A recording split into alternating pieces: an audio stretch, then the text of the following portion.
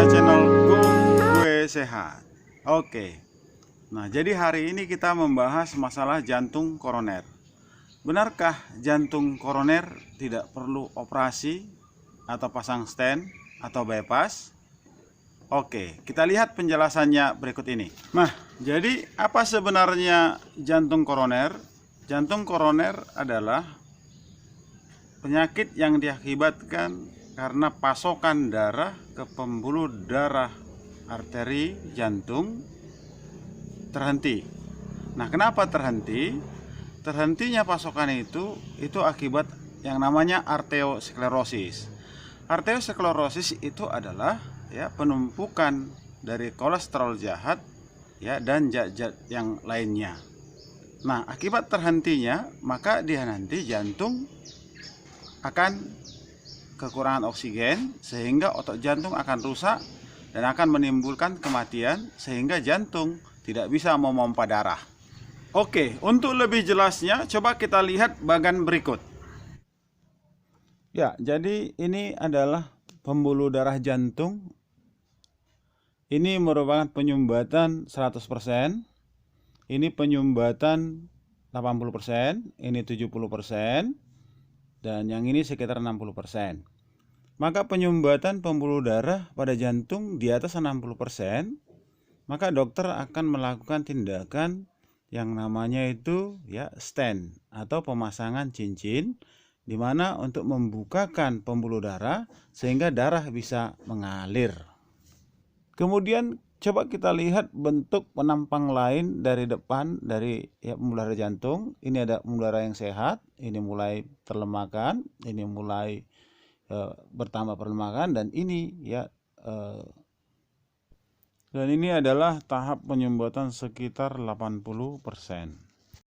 Dan ini kalau kita potong pembuluh darahnya kira-kira bentuknya seperti ini, maka darah tidak bisa mengalir.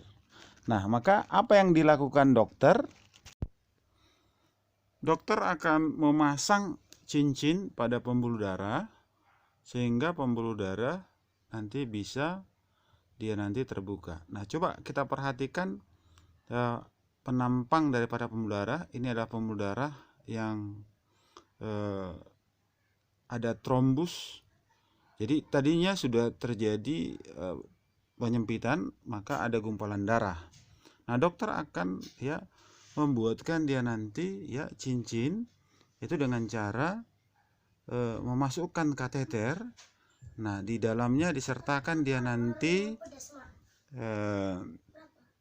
stent, kemudian dikembangkan. Nah, setelah dikembangkan maka dia nanti lemak atau arteriosklerosis itu akan bergeser sehingga darah itu nanti bisa mengalir. Nah, itulah dia nanti proses pemasangan cincin. Nah, adakah cara lain agar pembuluh darah dari jantung itu dapat bersih? Nah, dengan omega 3 pembuluh darah jantung itu akan bersih. Hanya saja dia nanti tidak serta-merta. Nah, jadi ini beberapa fungsi daripada omega 3, omega 3 salmon Alaska untuk jantung. Nah, jadi sebenarnya bukan hanya untuk jantung, untuk seluruh pembuluh darah, baik itu di jantung, di otak, maupun di seluruh jaringan tubuh kita. Nah, jadi coba kita perhatikan penyumbatan pada pembuluh darah. Nah, ini nanti yang 100% ini kalau kita makan omega 3 ini nanti akan digerus sedikit demi sedikit.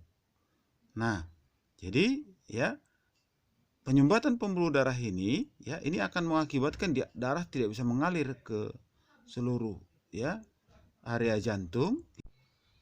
Saya punya pengalaman dalam menangani kasus jantung koroner seperti ini. Jadi pasien saya mempunyai penyumbatan yaitu 100%, 80%, 70%, 70%.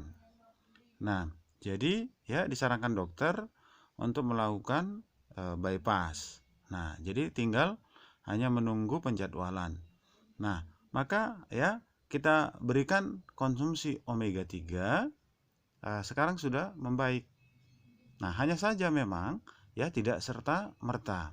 Jadi ya tetap dia makan obat dari dokter, yaitu obat pengencer darah, kemudian anti kolesterol. Nah, kemudian ya ada yang obat yang digunakan untuk memperbesar pembuluh darah. Jadi ya itu tetap kita gunakan dan tidak boleh kita hentikan. Kenapa? Karena penyumbatannya sudah ya sangat berbahaya. Jadi ada 4 penyumbatan ya, 100, 80, 70, 70. Nah, dengan omega 3 maka ya sedikit demi sedikit itu nanti akan ya mulai tergerus. Nah, jadi apa yang membuat pembuluh darah itu bisa tergerus, yaitu kandungan dari omega 3 terdiri dari yang namanya DHA dan EPA.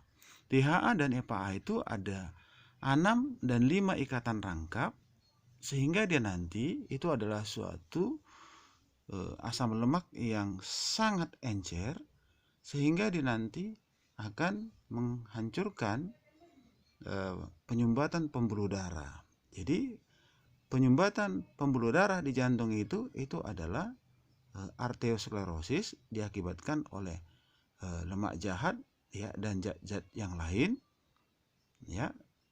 Nah, dengan omega 3 ini nanti akan secara berangsur-angsur akan habis.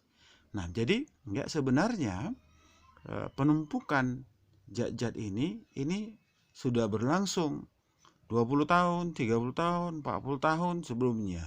Nah, maka ya dengan pengobatan atau dengan terapi omega 3 ya seluruh pembuluh darah kita itu akan lancar. Nah, jadi ini adalah merupakan solusi yang sangat terbaik ya, murah. Ya, ini relatif murah dibandingkan dengan pasang cincin. Kalau pasang cincin itu bisa sampai 80 sampai dengan 150 juta. Nah, coba kita perhatikan ya. Kalau dia nanti pasang cincin, ya misalnya seperti gambar ini, maka penyumbatan pada 100% dan 100% ada 2 di sini, maka ini akan dia pasang cincin. Maka bagaimana dengan penyumbatan yang lainnya? Nah, jadi tentunya ini akan ya bertambah penyumbatannya. Nah, sehingga ya di kemudian hari akan dipasang cincin kembali. Nah, jadi ya sekali ya seseorang pasang cincin, maka dia nanti ya besar kemungkinan pembuluh darah ya di tempat yang lain itu akan dipasang kembali. Nah, dengan omega 3 ya bukan hanya penyumbatan yang 100%, seluruh penyumbatan ya. Nah, jadi artinya kalau sudah sembuh penyumbatan yang 100%, tentunya penyumbatan yang lebih kecil kadarnya tentunya ya sembuh.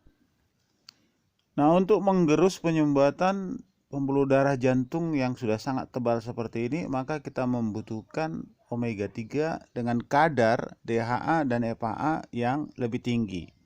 Maka pilihlah kadar DHA dan EPA ya, misalnya pada produk Sunhope itu adalah kadar yang paling tertinggi, yaitu 300 dan 200. Nah, jadi ya, ada beberapa merek omega 3 yang kandungannya hanya 180 dan 120. Bahkan dia nanti lebih kecil. Nah, jikalau kandungan DHA dan EPA kecil, maka dia nanti akan lama. Nah, jadi ya pilihlah omega 3 yang tepat. Oke, semoga bermanfaat. Go, gue sehat.